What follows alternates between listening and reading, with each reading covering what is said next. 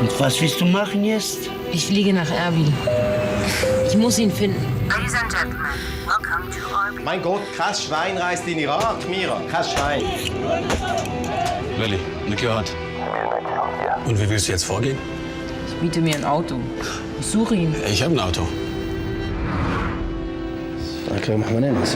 بس خودت خلت كذا برزة بيه هم دابي. لابس أنا هي. فوتو قالك كيفنا. الزنا ما جي لازم قال الشام. ودي أسخك كي خلاص كم.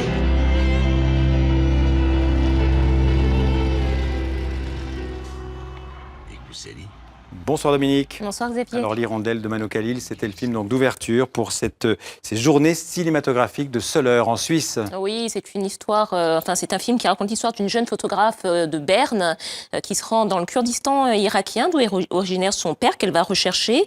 Et Mano Khalil, qui est le réalisateur de ce film, vous savez, c'est un de ces réalisateurs qui est très en vue en Suisse, mais qu'on connaît assez peu finalement à l'étranger. Justement, c'est un des thèmes de ces 51e journées de Soleure. Justement, c'est les difficultés de l'exportation à l'exportation du cinéma suisse, surtout depuis que la Suisse ne fait plus partie du programme européen d'aide au cinéma, le programme Média. Et donc, l'un des objectifs de ces journées, ce sera de promouvoir le cinéma suisse auprès d'éventuels acheteurs étrangers, mais aussi de faire un peu de lobbying pour réintégrer ce programme européen. Alors on va continuer de parler cinéma, Dominique, avec la sortie mercredi du film Les Chevaliers Blancs. C'est un film inspiré de la célèbre affaire de l'Arche de Noé. Oui, c'est une affaire, les téléspectateurs s'en souviennent, qui remonte à 2007.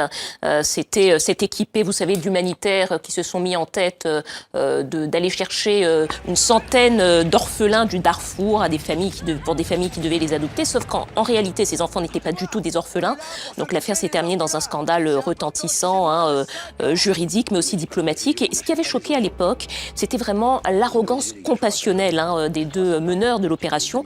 Et c'est précisément cette thématique-là que le réalisateur belge, Joachim Lafosse, a voulu montrer dans ce film avec un Vincent Lindon magistral dans le rôle principal. Je vous propose de regarder un extrait et ensuite on va écouter le réalisateur et l'acteur principal. On est là pour s'occuper des orphelins. C'est important qu'ils aient moins de 5 ans. On est une ONG, les gars, je vous rappelle. Il y a 300 parents qui ont payé 2200 €, parce qu'ils attendent dans 3 semaines à Bordeaux. Il y a au cœur de cette affaire une idée qui me passionne, qui est l'enfer qui est pavé de bonnes intentions. C'est au nom de leurs bonnes intentions que ces humanitaires vont décider que la fin justifie les moyens et qu'ils vont mentir, décider de mentir. Cet argent, c'est pas pour acheter des enfants. Je paye ses services. C'est pas la même chose, donc qu'il n'y ait pas de confusion. On n'achète pas des enfants. C'est pour payer tes services, Souleymane. Il est sincère à un moment ou à un autre. Il entend les nouvelles, il voit qu'il y a 700 ou 800 000 enfants qui sont en danger, et ça allume une lumière chez lui, qui est la lumière du sauveteur. Malheureusement, de sauveteur, il veut devenir sauveur. Et c'est quelqu'un qui est pris d'une ivresse narcissique, qui va tout d'un coup tomber amoureux de lui, se voyant faire les choses.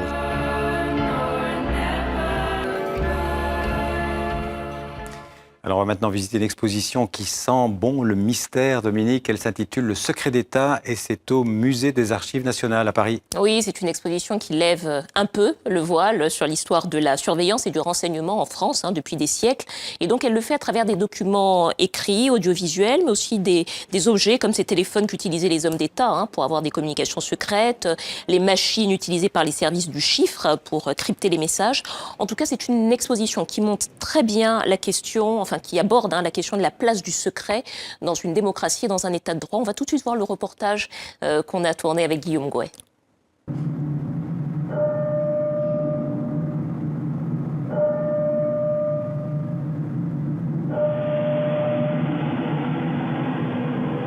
Liberté, égalité, surveillance, c'est ce document de 1799. Nous sommes dans un état de droit, c'est la République. Et à la place de fraternité, un fonctionnaire, un représentant de l'exécutif indique le mot surveillance. Et ce document montre justement toute l'ambiguïté, toutes les dérives. Qu'est-ce que le secret dans une démocratie, dans un état de droit? Est-ce que le gouvernement, l'État, peut se permettre donc de surveiller l'opinion, d'espionner les concitoyens, etc.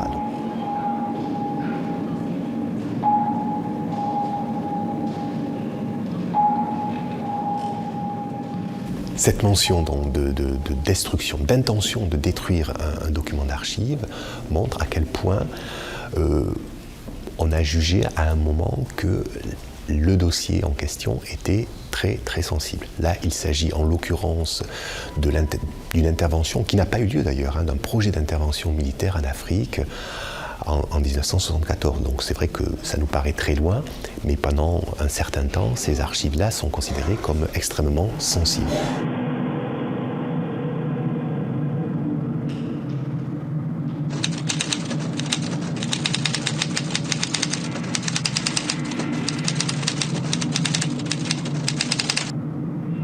Est-ce que finalement l'institution n'est pas elle-même également dans le secret? Est-ce que tous les documents parviennent aux archives nationales? Ça, c'est une question redoutablement compliquée.